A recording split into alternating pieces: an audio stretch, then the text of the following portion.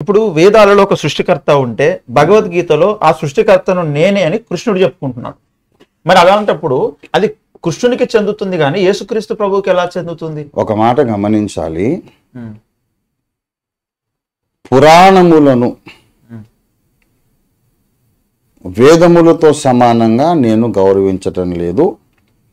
స్వామి దయానంద సరస్వతి గారు అసలు పురాణాలన్నిటిని ఏకదం కొట్టిపారేశారు టోటల్గా.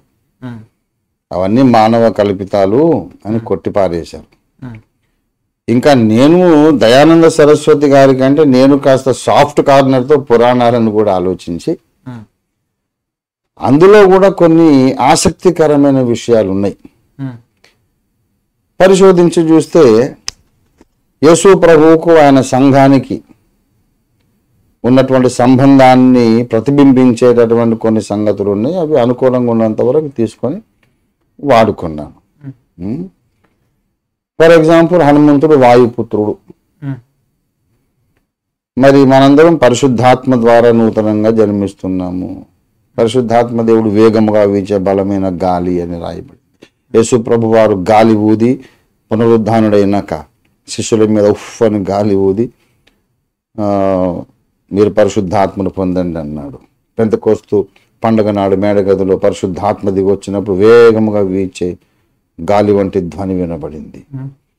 గాలి అనేది పరిశుద్ధాత్మకు సూచన. ఆయన గాలి పుత్రుడు, మనం పరిశుద్ధాత్మ అనే గాలికి పుట్టిన పిల్లలు. ఇలాగ కొన్ని పోలికలు ఉన్నాయి.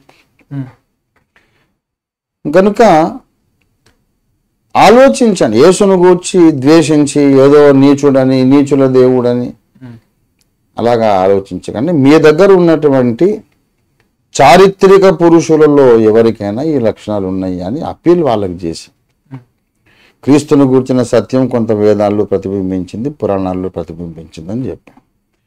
కాబట్టి అందులో కూడా బైబిల్లో చెప్పిన విషయాలకు ఏవి పోలికలు కనబడుతున్నాయో దృష్టాంతములుగా, సాదృశ్యములుగా వాటిని పికప్ చేసుకొని సువార్త చెప్పాం. భగవద్గీతను మొత్తం నేను ఒప్పుకోను. అసలు భగవద్గీతను నేను నమ్మను సార్. ఎందుకు నమ్మనంటే, భగవద్గీతను నమ్మితే నేను ఒక హంతకుడిని అయిపోతాను.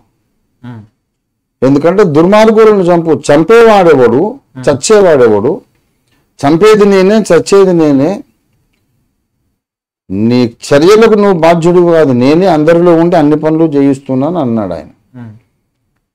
కాబట్టి మానభంగాలు చేసేవాడిని కూడా ఆయనే చేయిస్తున్నాడు మానభంగం. చంపే వాళ్ళను కూడా ఈయన వాళ్ళలో ఉండి హంతకులుగా చేస్తున్నాడని నమ్మాల్సి వస్తుంది.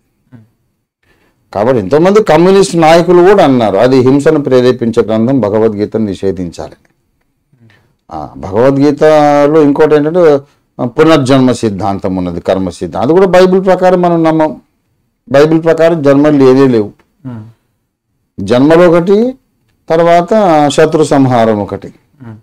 ఈ రెండు కూడా బైబిల్ నమ్మిన మనకు అది కిట్టవు కదా. సో భగవద్గీత నేను అవుట్ రైట్లీ రిజెక్ట్ చేస్తున్నాను. ఓకే.